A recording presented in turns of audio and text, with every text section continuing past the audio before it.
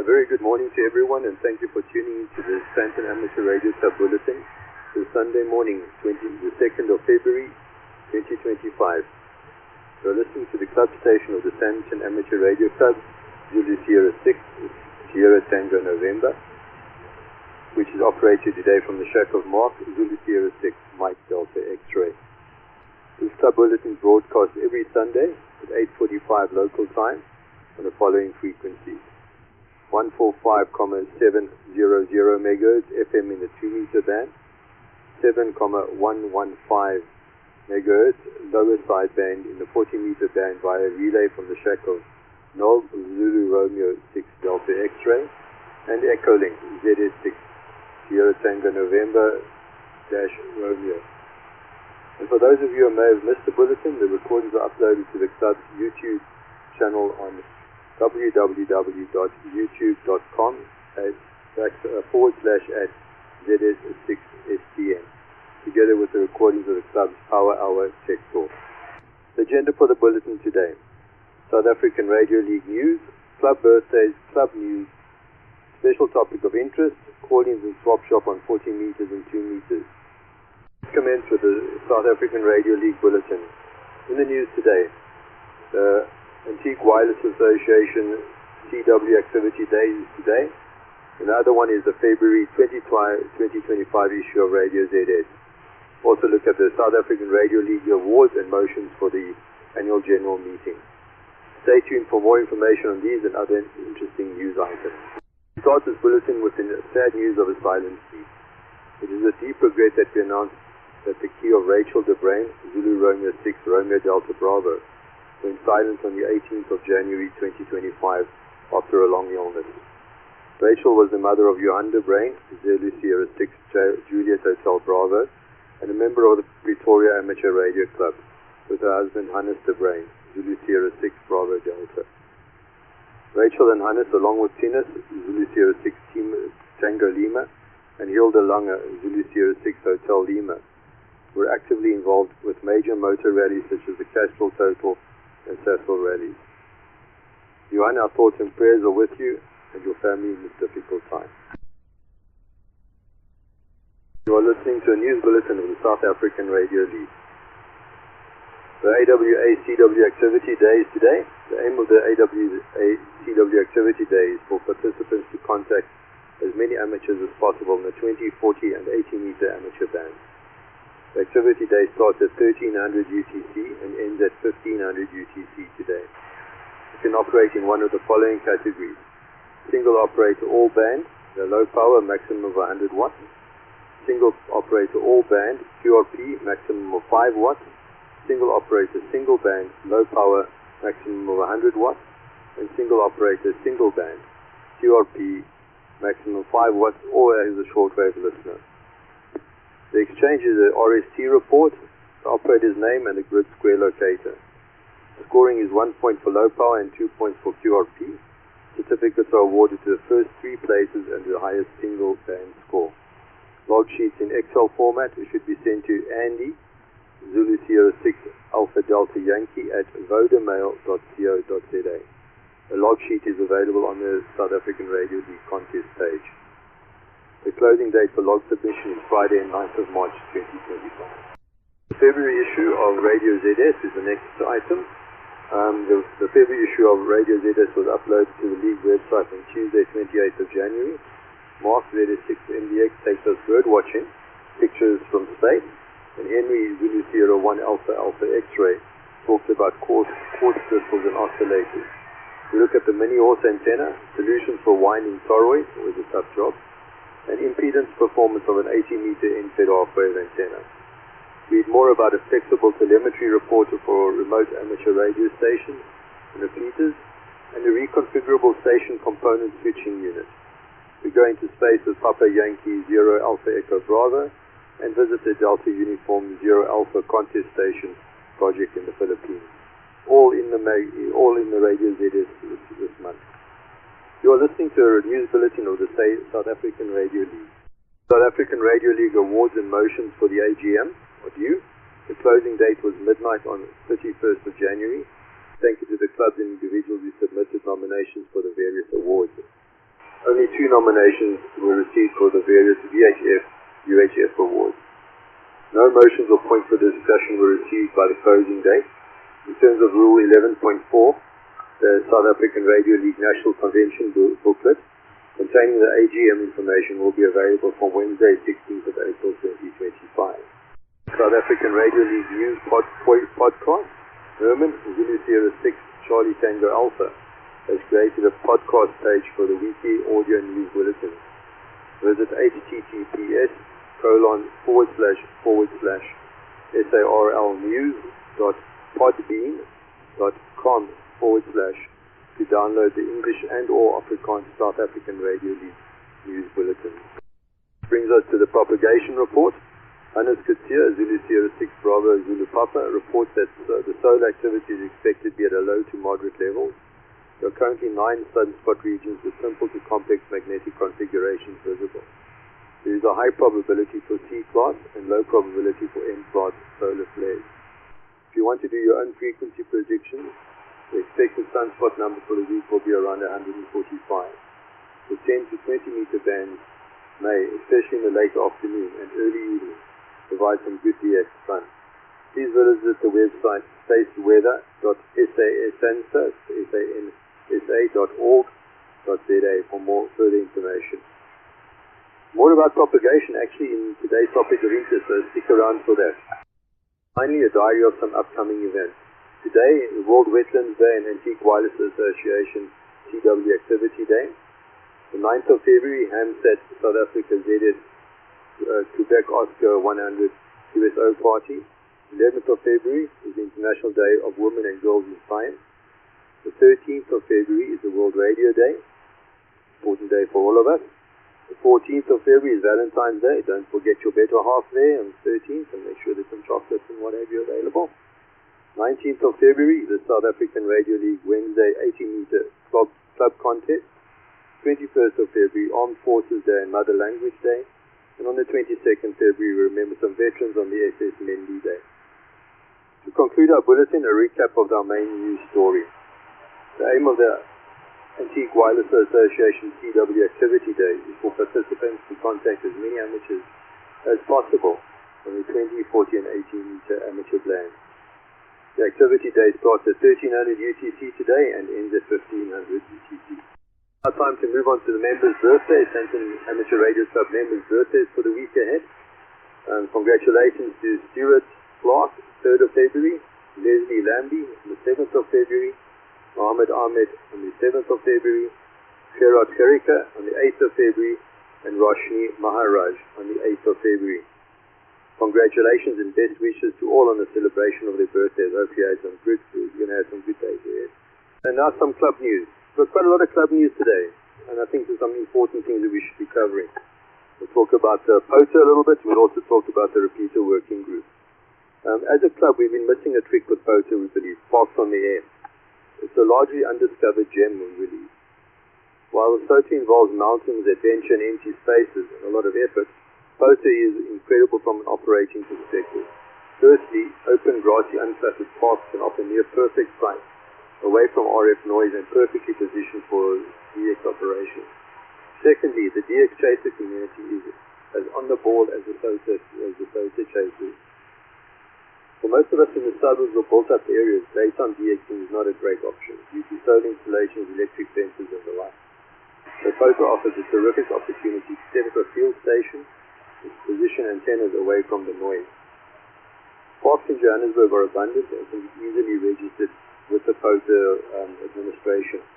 There is a great global DX POTA community that is very, very eager for ZS contacts. And if you get the basics right, the DX pilot will follow once you are spotted on the app. On top of this, the costs are minimal to not only get there, but you can park close to the activation zones as well. The parks are usually in a safe environment and you can enjoy a very pleasant afternoon on top of it all. Recent activations by club members have been all in city parks and not game reserve, which was previously one of the misconceptions that was held around the POTA activity. Brandon, the Zulu Sierra 6 Lima Zulu, activated Rietfontein, the Sandton Field and Study Center, in Emerentia. Now they had a very pleasant activation at the Walter Sisulu Botanical Gardens out on the WordPress Ruby Walk site. So, we'll be the first to activate the Johannesburg Zoo. It's registered and hasn't been activated yet. We'll be waiting in anticipation. Okay, there's some news from Justin, the ZS6, the Juliet Golf Papa and the repeater working group.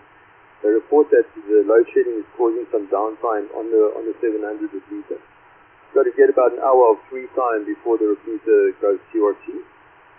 There's also 3 eyesights now have lighting reporting within 15 kilometers of the connected ZS, West Grand and Sandton Park repeaters. On top of this, the good news is there's a new voice. Nolan is still around, but we have now an AI voice as well, which is Zulu Sierra 9 Alpha India. And you should check the WhatsApp Sandton Amateur Radio Club WhatsApp group for more info around it. An interesting development. Thanks for Justin and the remote working group for putting this all together. Okay, today's topic of interest. Let's have a quick talk on the topic of interest and have a look at that. The sun's influence on radio propagation is what we want to talk about. We talked about propagation earlier. And basically the sun, plays a crucial role in radio propagation. Amidst a constant stream of charged particles called the solar wind, electromagnetic radiation ionizes the Earth's atmosphere, creating layers like the D, E, and F regions. The sun's activity, characterized by sunspots and solar flares, directly impacts these layers.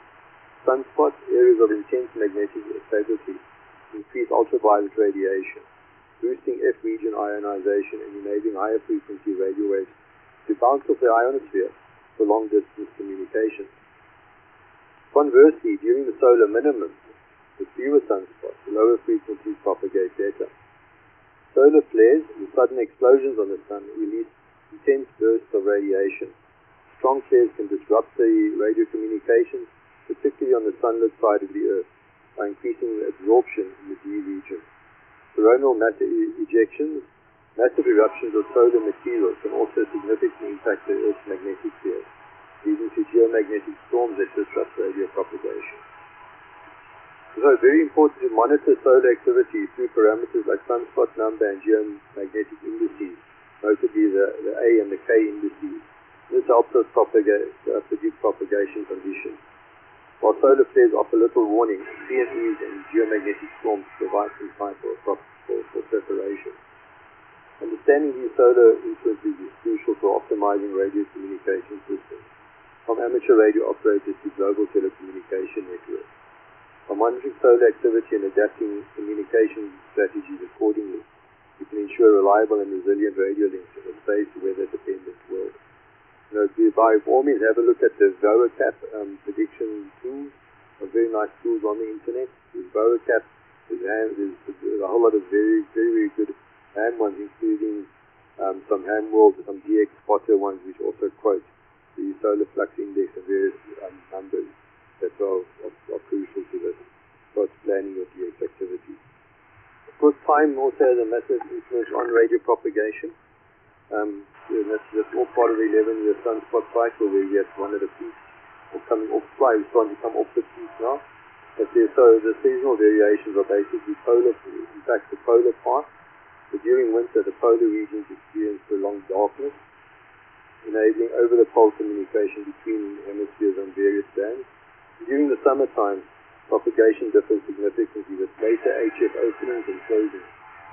Polar parts are restricted to higher frequencies, while trans-equatorial parts dominate the lower bands. There are also diurnal variations in the low bands. This long-distance propagation usually occurs during darkness and hours surrounding sunrise and sunset, gray band type stuff, and in the high bands from 14 to 28 megahertz, typically open during daylight hours, with openings near sunrise and closing after sunset. We then get to an interesting area called the twilight zone. The terminator or twilight zone is the dividing line between day and night. Maximum usable frequencies are highest on the illuminated side of the Earth, while absorption is the lowest near the terminator. This creates unique propagation conditions along the terminator, allowing for excellent communication across the globe during the twilight period, also known as the grey line effect. The sunrise effect: in winter the sun rises, as always, in the eastern hemisphere. You'll hear the higher frequencies open first towards the southeast. A wedge of light effect enhances low frequency propagation to the west. 40 meters often exhibits strong propagation to the west shortly after sunrise.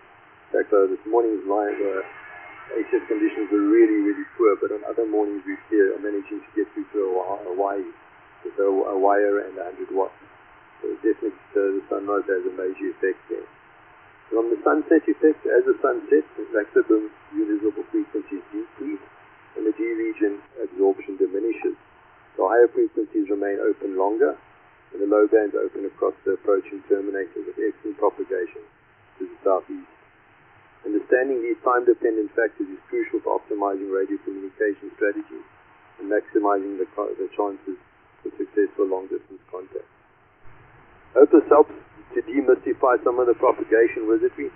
Please do go look onto the Sandton website because there were some very interesting discussions last week during the Power Hour Tech Talk with some of the QRP folks and the SOTA folks who just talking about how they're managing to get some really, really good contact, DX contacts while they're doing SOTA activations or QRP activations and all these things coming to play. If anyone has any interesting thoughts on the topic of interest or the club news, please call in now. ZS6 Tango November is listening. ZS6HI. ZS6HI, ZS6STN. Go ahead, Dick. Good morning, Mark, and thank you for a bulletin well received at my QTH, and good morning to all on frequency. I just would like to mention that we had our first inaugural club meeting on Wednesday evening at the clubhouse, and together with the Tech Talk, the Power Hour Tech Talk from Philip, the ZS6 Fox Yankee. I will publish that on the YouTube channel today so that everybody can go and, to those who can go and have a listen. But yes, I think it went very well. We had about 6 or 7 members at the clubhouse. Hopefully we will improve that as time matures. The next one would be at the last Wednesday of the month in February. So we hope that people will put that into their diaries and be able to come through to the clubhouse for the club meet and Tech Talk at the end of February as well. And a big thank you to those who did make it out to the clubhouse to say hi and have a chat. Thank you very much to all ZS6STN, ZS6HI. ZS6HI, ZS6STN. Thanks very much for that update there, Keith. I believe it was a really, really good day. And we've got a clubhouse now, which makes things even easier. So the more the merrier, as they say. And as I hope it goes from strength to strength. Nice to be able to sit down, talk radio, and make friendships at the clubhouse as well.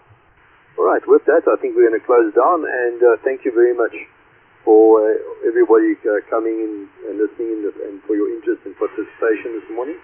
We trust you enjoyed the bulletin. Apologies for the signal quality. I'll have to see about getting the antenna higher up or finding some kind of amplification here. But please do feel free to contribute ideas, comments, and any constructive criticism to info@zs6stn.org.za. So, any ideas, please do send us an email at info@zs6stn.org.za. And always thank you to the stations that assisted with relays, Noel, and to those who contribute from the content from time to time. Keith and Brandon and Justin, thanks very much for your input. And join us again next Sunday at 8:45 Central African Time for the regular bulletin of the Sandton Amateur Radio Club. This brings to a close the weekly club bulletin of the Sandton Amateur Radio Club, Zulu Sierra 6, Sierra Tango November. They are operated by Mark Walker, Zulu Sierra 6, Mike Delta X-Ray from the Krugersdorp region. Thank you to all, and 73 ZS6STN, and now relinquishes all frequencies.